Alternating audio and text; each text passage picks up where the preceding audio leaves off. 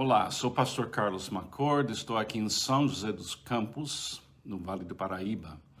Espero que você esteja bem, seja bem-vindo para mais um passeio na vinha do nosso Pai. E o nosso assunto, a partir do dia 5 de abril, hoje é o Sermão do Monte.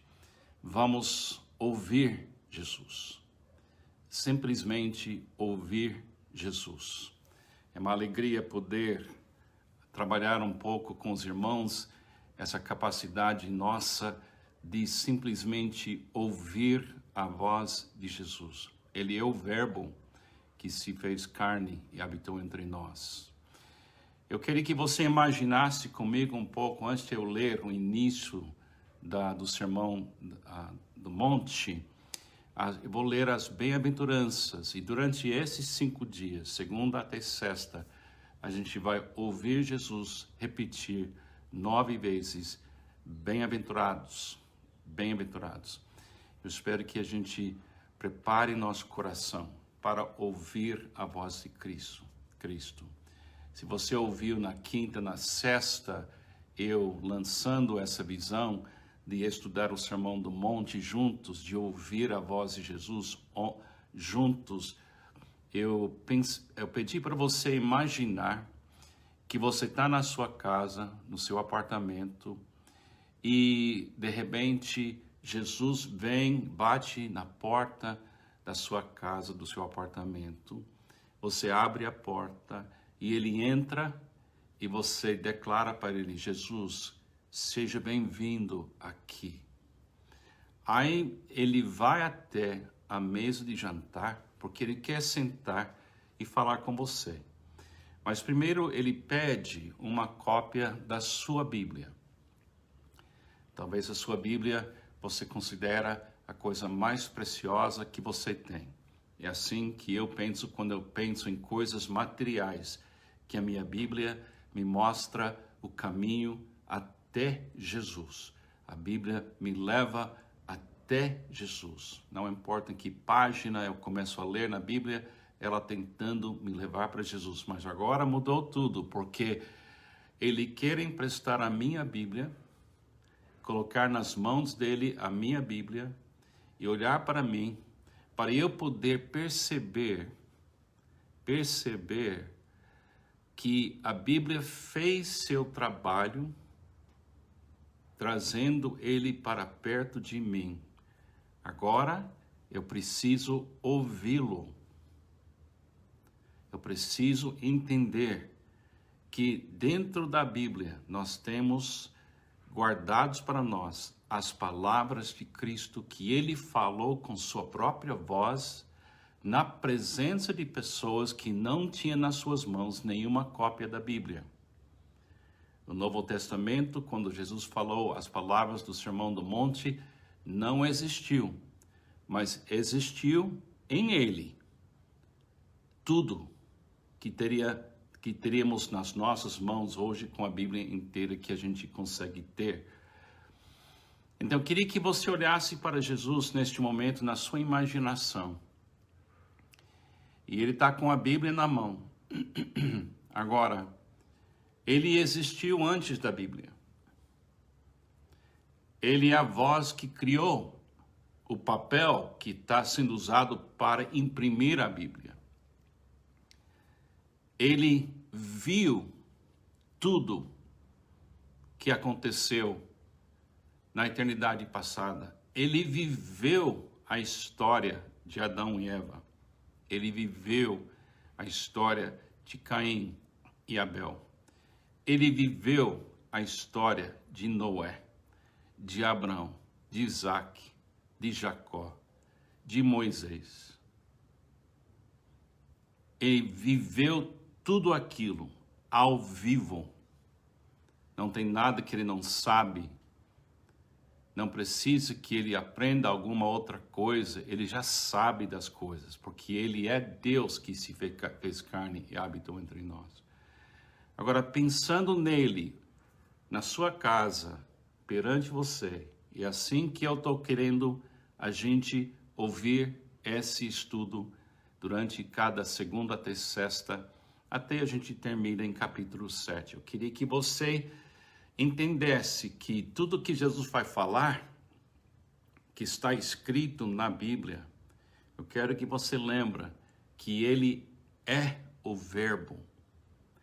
Ele é quem falou, haja luz. Eu queria que você entendesse e que eu entendesse, se eu pudesse entender mesmo, que quando você fala com Jesus, ou você ouve Jesus, você está falando com quem sabe mesmo, quem vive mesmo, que é a verdade mesmo, que é o caminho que nos leva de volta para o nosso Pai. Agora, pensando assim, eu vou ler hoje de manhã as bem-aventuranças. Tem 9 declarações, bem-aventurados.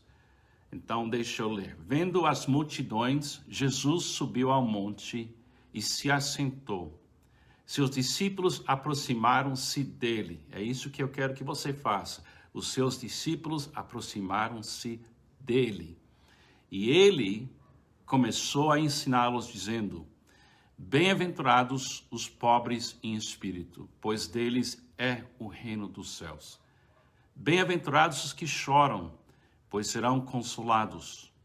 Bem-aventurados os humildes, pois eles receberão a terra por herança. Bem-aventurados os que têm fome e sede de justiça, pois serão satisfeitos. Bem-aventurados os misericordiosos, pois obterão misericórdia. Bem-aventurados os puros de coração, pois verão a Deus. Bem-aventurados os pacificadores, pois serão chamados filhos de Deus. Bem-aventurados os perseguidos por causa da justiça, pois deles é o reino dos céus. Bem-aventurados serão vocês quando por minha causa os insultarem, os perseguirem e levantarem todo tipo de calúnia contra vocês. Alegrem-se e regozijem-se, porque grande é sua recompensa nos céus, pois da mesma forma perseguiram os profetas que viveram antes de você. Você conseguiu, na sua imaginação, ver Jesus com a Bíblia aberta, mas ele não lendo o trecho, mas falando da sua própria mente para você, essas declarações, bem-aventurados, bem-aventurados, 9 declarações. Então, a primeira coisa que eu acho necessário para nós, para ouvir Jesus, é compreender o que significa bem-aventurado. Acho que o povo no monte, naquele dia, sabiam bem essa expressão, bem-aventurados, porque ela vem do início da Bíblia. Ele é muito ligado a essa palavra com a palavra abençoado. Se lembra em Gênesis capítulo 1 que diz, e Deus os abençoou.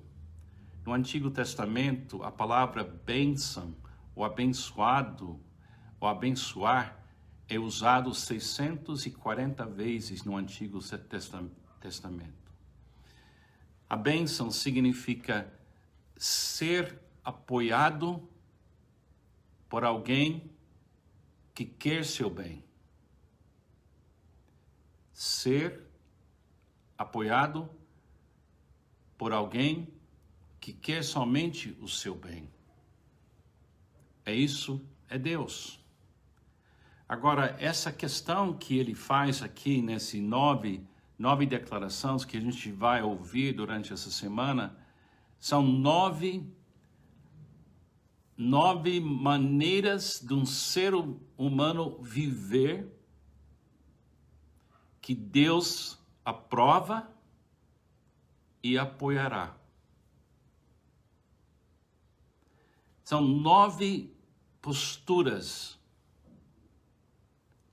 atitudes, maneira de viver que Deus apoiará. Ele é a favor da pobreza de espírito. Ele é a favor do consolação daqueles que choram. Ele é a favor do mansidão ou humildade. ele é a favor disso. Então Jesus está olhando para você, olhando para mim, olhando para a humanidade. E não importa em que país você mora, não importa se você é pobre ou rico, você não importa se você mora no século 21 ou você mora no primeiro século do tempo de Jesus. Não importa. Existe um tipo de maneira de viver que Deus apoiará. E esse tipo de vida que Ele quer apoiar é a única vida na qual Ele vai investir. Ele quer que todo cristão viva com essas características. A soma dessas características e a ordem delas é importante. Ele começa com pobreza de espírito, porque isso é a primeira atitude necessária. A fé, a receptividade nasce na pobreza de espírito. A gente aprende que a gente não é Deus. E precisamos da riqueza de Deus para a nossa vida funcionar corretamente. Agora, se você está olhando Jesus, Ele está na mesa da sua casa, Ele está olhando nos seus olhos, e Ele de uma certa forma está dizendo, ouça-me, meu Pai me apoia, e Ele está me abençoando, porque eu vou viver o que eu estou descrevendo para vocês. Jesus não estava somente cobrando de nós essa maneira de viver. Ele estava explicando como Ele ia viver durante seu tempo aqui neste mundo. Alguém falou uma vez que Jesus, para pregar o Sermão do Monte, levou menos de 40 minutos para falar, mas levou 3 anos e meio para revelar o que ele ensinou em carne e osso. Então ele está mostrando para nós o caminho. Quando ele fala bem-aventurado, a palavra bem-aventurado tem no meio daquela palavra a palavra ventura, de onde vem a ideia nossa de aventura. Vamos numa grande aventura. Então, a ideia é, Ele quer nos levar para uma aventura, a aventura de amar como o Pai Celestial ama. É assim que vamos começar. Tem uma maneira de viver que Deus apoia. É a única maneira de viver que Ele apoia com tudo que Ele é. E as bem-aventuranças revelam para nós, este é o tipo de comportamento e postura de um ser humano que o Deus soberano, revelado em Cristo, está pronto para apoiar. E você tem que decidir se você quer este apoio. Quando você recebe Jesus, você está dizendo, eu quero essa vida. E além de querer essa vida, eu quero viver essa vida. Bom, começamos. Tem tanta coisa. Deixa Jesus falar com você. Lembra-se que Ele é a palavra eterna. Ele é o verbo. Que Deus te abençoe. Tenha um ótimo dia. Até amanhã. Leia capítulo 5 do Sermão do Monte, preparando-se para ouvir ainda melhor. Deus te abençoe.